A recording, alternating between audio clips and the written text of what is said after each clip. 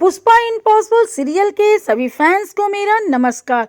तो फ्रेंड्स, आज के एपिसोड की कहानी भी काफ़ी अच्छी है। तो चलिए मैं कहानी शुरू करती हूँ। सबसे पहले सीन में ये दिखाया गया है कि पुष्पा को, जैसा कि आपने पिछले एपिसोड में देखा था कि जुगल ने पुष्पा को तानावाना वर्कशॉप में बुलाया है कि वो वावरी जा रहा है, यानी कि अपने गांव जा रहा है। वो बताता है कि वो गांव क्यों जाना चाहता है। तो पहले तो पुष्पा जो है उसके गांव जाने के नाम से ही सीरियस हो गई है। तो फिर वो पूछती है पुष्पा कि आखिर तू गांव जाना क्यों चाहता है, सब कुछ तो यहाँ ठीक चल रहा है। तो इस पर जुगल कहता है कि देख पुष्पा, गांव में वावरी में मेरा अपना घर मकान है, सुब्रा की यादें हैं, और फिर यहाँ पर भी तो वीरेन जो है वो पीछे हट ही चुका है। हमने सब कुछ सिक्योर तक कर ही लिया है। वहाँ जो रानकी में जो बहनें हैं वीरेन के वर्कशॉप में, वो उन लोगों को भी हमने सिक्योर कर ही दिया है। उनका जो कॉन्ट्रैक्ट वाला 10 लाख के जुर्माना वाला पेपर था वो सब तो क्लियर हो ही चुका है। इसलिए मैं अब अपने गांव लौट जाना चाहता हूँ। मैं गांव जाकर वहाँ पर जो कामगार महिलाएं हैं जो हमारी मुहिम से जुड़ना चाहती हैं, उनको मैं वहाँ पे मोटिवेट करूँगा, उनके साथ काम करूँगा, और वहाँ से माल भी यहाँ बनाकर मैं भेजूँगा। मैं छोड़ थोड़ी रहा हूँ, बस मैं वहाँ जा रहा हूँ क्योंकि मुंबई का काम तुम और दीप्ति तो संभाल ही लोगे, और मैंने देखा है कि तू काफ़ी अच्छा से संभाल लेती है। ये कहता है जुगल, लेकिन पुष्पा कहती है, देख जुगल, एक शुरू से मैं तीनों बच्चों को अकेले ही पाली हूँ और अकेले ही रहकर सब कुछ किया है। जब से तू आया एक दोस्त के रूप में मेरी ज़िंदगी में, तब से मुझे ऐसा लगा कि कोई सहारा मिल गया है। और देख, इतने अच्छे से सब कुछ हमने यहाँ जमाया है, एक साथ बिजनेस कर रहे हैं, एक साथ व्यापार कर रहे हैं हम दोनों। तू अपने गुरुजी का और मैं अपने पिताजी का, यानी कि काजी रांदेरिया का हम सपने सच कर रहे हैं। तू मत जा। तो जुगल कहता है कि ये नहीं हो सकता है पुष्पा, जाना तो मुझे होगा ही। तो इस पर पुष्पा कहती है कि तो ठीक है, चले जाना जब इतना जिद कर रहा है तो, लेकिन अभी तो दिवाली तक रुक जा, कम से कम अभी नवरात्र खत्म हुआ है तो दिवाली तक रुक जा। तो जुगल कहता है कि ठीक है, जब तू इतना कह रही है तो मैं दिवाली तक रुक जाता हूँ। अब तो कम से कम चुप हो जाए, यानी कि पुष्पा जो रो रही है उसे वो चुप रहने के लिए कहता है। अब आगे के सीन में बापोद्रा जो है उसको दिखाया गया है कि वो कहीं जाने के लिए तैयार हो रहा है। तभी उसकी पत्नी सुशीला उससे पूछती है कि क्या बात है, कहाँ जा रहे हो। तो बापोद्रा तीखी नज़र से देखते हुए और किसी पर फोन पर बात करते हुए उससे कहता है कि चुप रह, अभी बताता हूँ। उसके बाद फोन पर वो किसी से कह रहा है कि अभी मैं प्रार्थना और तुम्हारी भाभी को लेके नहीं आ सकता हूँ, अभी मैं अकेला ही आ रहा हूँ। जैसे ही ये बात उस साइड के जिससे ये फोन पे बात कर रहा है बापोद्रा उसको कहता है, वैसे ही सुशीला को ऐसा लगता है कि वो कौन है जो मुझे और प्रार्थना को भी लाने के लिए कह रहा है। तो इस पर वो बापोद्रा से पूछती है कि क्यों उससे आपने कहा कि आप मुझे और प्रार्थना को लेके नहीं आ रहे हैं, अभी आप अकेले ही आ रहे हैं। तो बापोद्रा कहता है कि तू मेरी हर बात पे कान लगाए रखेगी क्या? क्या मैं कहीं अकेला नहीं जा सकता हूँ? हर जगह तुमको और तुम्हारी बेटी को लेके जाऊँ? तो इसके बाद सुशीला जो है वो चुप हो जाती है, लेकिन सुशीला के मन में ये बात जरूर आ जाती है कि प्रार्थना के पापा कहीं ना कहीं अंदर ही अंदर कोई ना कोई काम तो ऐसा कर रहे हैं जिसे वो मुझे भी नहीं बता रहे हैं और प्रार्थना को भी नहीं बता रहे हैं। अब ये कौन सा राज है जो ये छिपाए हुए हैं, ये बात वो प्रार्थना को बोलती है। तो प्रार्थना कहती है कि हाँ मम्मी, मुझे भी ऐसा लगता है कि पापा छुप के जरूर कोई प्लान तैयार कर रहे हैं। उसके बाद वो सुशीला से कहती है कि कभी कभी लगता है कि मैं बेकार ही चिराग पर शक कर रही थी, उसके और रिद्धि के बीच में कुछ भी नहीं है। प्रार्थना की यह बात सुनकर सुशीला को काफी अच्छा लगता है। अब इधर चलिए रेस्टोरेंट में देखें कि हमारे अश्विन साहब क्या कर रहे हैं अपने दोस्त के साथ, वो भी स्कूल के नए नए दोस्त के साथ। है तो ये स्कूल का दोस्त ये जो विनू है, लेकिन इतने दिनों के बाद जब वो मिला है तो वो अश्विन को सही तरीके से पहचान नहीं पा रहा है कि अश्विन एक सीधा साधा सा मिडिल क्लास फैमिली का लड़का है और उसे काफी वो पिला दिया है, बस ये सोच के कि अश्विन अब बहुत पैसा वाला बन गया है क्योंकि उसे एक साथ 20 लाख रुपए मिले हैं। और अश्विन 2-4 पैक पीने के बाद वो इतना होश खो बैठा है कि अब वो खुद भी पी रहा है। तभी यहाँ पे दीप्ति का फोन आता है अश्विन के पास। वो विनू से कहता है कि मेरी वाइफ का फोन है, जरा बात कर लूं।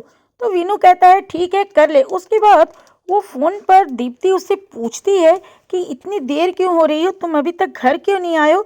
तो अश्विन कहता है कि बस थोड़ा सा काम ज़्यादा था, रुक गया हूँ, मीटिंग में आ रहा हूँ। लेकिन कहीं ना कहीं दीप्ति को अश्विन की आवाज़ थोड़ी लड़खड़ाई हुई लगती है, तो वो पूछती है कि क्यों, कुछ हुआ है क्या, तुम्हारी आवाज़ ऐसी क्यों लग रही है।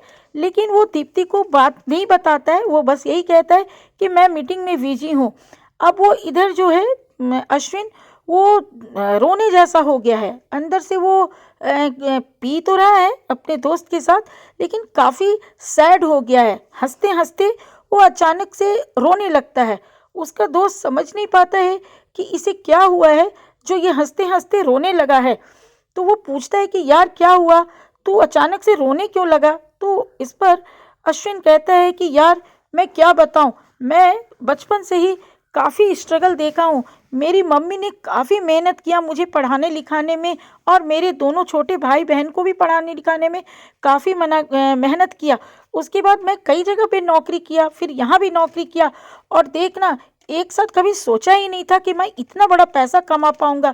लेकिन यार ये सब कुछ तेरी वजह से हुआ।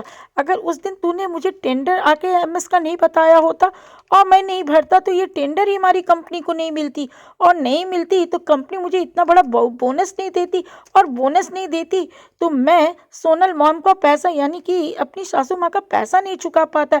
यार तूने मेरे पर बहुत बड़ा एहसान किया है। और ये कह के अश्विन जो है एक और पैक वेटर से मांगता है। अश्विन को इतना पीते हुए देखकर उसका जो दोस्त विनू है वो काफ़ी खुश होता है, और वो कहता है कि और एक पैक मेरी ओर से। और इस तरह से करते करते ये जो अश्विन साहब हैं वो कई पैक पी जाते हैं, और उन्हें कस के चढ़ जाती है इतना पीने। चूंकि अश्विन कभी नहीं पीता था, वो इतना पी रहा है तो उसे काफ़ी नशा चढ़ जाता है। अब इधर घर में दीप्ति काफ़ी परेशान है, चिराग भी परेशान है, राशि जागी हुई है कि अभी तक अश्विन भाई क्यों नहीं आए। इधर पुष्पा की भी हालत खराब है कि ऐसा वो कभी भी नहीं करता था। पुष्पा बार बार दीप्ति से कहती है कि फ़ोन करने के लिए, तो दीप्ति कहती है कि माँ मैंने अभी अभी फ़ोन किया है, वो मीटिंग में ही है। तो पुष्पा कहती है कि पहले भी तो उसने मीटिंग अटेंड किया है, पर इतना देर तो नहीं होता है। अब आगे के सीन में दिखाया गया है कि गोलू रोज की तरह गणपति बाबा के आगे बांसुरी बजा रहा है रात के वक्त, और उसी समय पुष्पा वहाँ पे आती है। गोलू को देख के उसे बड़ी खुशी होती है, प्यार आता है।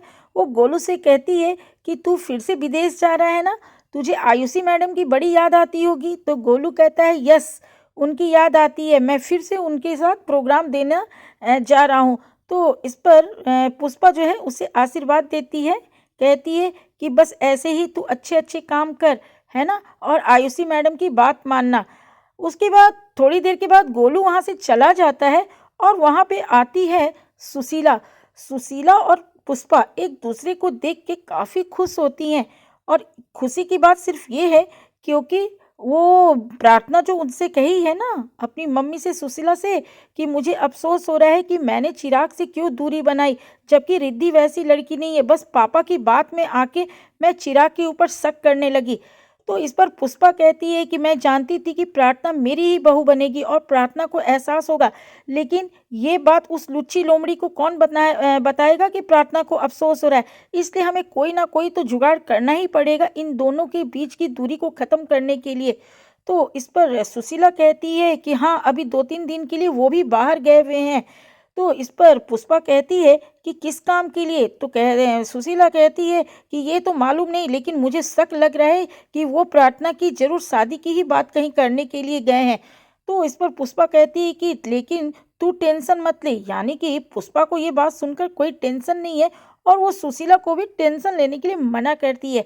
वो कहती है कि हम दोनों कुछ ऐसा जुगाड़ करेंगे कि वो दोनों मिल जाएंगे, और भाई प्रार्थना तो मेरे ही घर की बहू बनेगी। चलिए फिर एक बार चलते हैं अश्विन जी के पास, यानी कि उस रेस्टोरेंट में जहाँ कि वो दोस्त के साथ काफ़ी ज़्यादा शराब पी के उठा है और अब घर जाना चाहता है। उसका दोस्त कहता है कि रुक, मैं अपने ड्राइवर को भेजता हूँ तो वो तुझे पहुँचा देगा। तो अश्विन कहता है कि नहीं, मैं गाड़ी ड्राइव कर लूँगा। अब गाड़ी के पास आके दोनों दोस्त एक दूसरे को थैंक यू बोलते हैं दोस्ती के वास्ते। काफ़ी दोनों एक दूसरे के क्लोज हो गए, चूँकि दोनों स्कूल के दोस्त हैं तो काफ़ी क्लोज हो गए, और ऊपर से इन्होंने पी भी लिया है। अश्विन गाड़ी लेके वहाँ से निकल जाता है। अब इधर जो है पुष्पा आती है गणपति बाबा के मंदिर से गोलू से और सुशीला से बात करने के बाद, तो देखती है कि अभी अभी तक दीप्ति, चिराग और राशि सभी घर में जगे हुए हैं। तो वो पूछती है कि क्या हुआ, अभी तक अश्विन घर नहीं आया। तो दीप्ति कहती है कि हाँ मम्मी, अब तो उसका फ़ोन भी नहीं लग रहा है। तो पुष्पा घबरा जाती है, वो कहती है कि आखिर इसे कहाँ इतना लेट हो गया है। अब इधर के सीन में दिखाया गया है कि रात के नाइट शो देखकर सोनल जी और मनीष जी भी अपनी गाड़ी से घर लौट रहे हैं और दोनों कैसी लगी फिल्म इसकी बात कर रहे हैं, उन्हें फिल्म कैसा लगा इसकी बात कर रहे हैं। यानी कि एक तरफ ये दोनों भी गाड़ी से आ रहे हैं और दूसरी तरफ अश्विन भी नशे की हालत में गाड़ी चलाता हुआ आ रहा है।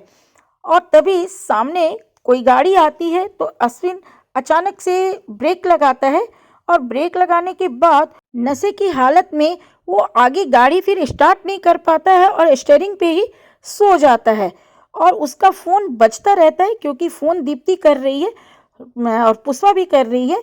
वो फ़ोन लगाते रहते हैं ये लोग, लेकिन वो फ़ोन उठाता नहीं है। दीप्ति घबराहट में आ जाती है और पुष्पा भी काफ़ी घबराहट में। पर दीप्ति पुष्पा से कहती है कि माँ आप सो जाइए, मैं अभी उनका इंतज़ार करूँगी। तो पुष्पा कहती है कि मैं सो तो जाऊँगी, लेकिन तू अकेले क्यों इंतज़ार करेगी, मैं भी इंतज़ार करती हूँ। तो दीप्ति जिद करती है कि नहीं माँ, आपको फिर सुबह से काम पर लगना है, आप सो जाइए, मैं अश्विन का वेट करती हूँ। उसके बाद पुष्पा जो है वो सो जाती है और बैठे बैठे अश्विन के इंतज़ार में बैठे बैठे दीप्ति को भी नींद आने लगती है। और इधर कार में जो अश्विन है वो स्टीयरिंग पे नशे की हालत में सोया हुआ है। तभी वहां से बापोद्रा का भी कार गुजरता है। बापोद्रा भी 2 दिन के लिए कहीं बाहर जा रहा है तो वो भी वहां से गुजरता है। तो वो देखता है कि ये अश्विन कार में ऐसे क्यों सोया हुआ है। तो वो अपनी कार से उतरता है और देखता है कि अश्विन से तो ये उम्मीद नहीं है। अश्विन पढ़ा लिखा इतनी अच्छी नौकरी करने वाला लड़का है और ये लड़का इतना शराब पी के इस तरह से बीच रास्ते में स्टीयरिंग पे क्यों सोया हुआ है। तो वो फट से अपना मोबाइल निकालता है बापोद्रा और अश्विन की वीडियो बना लेता है इस हालत की।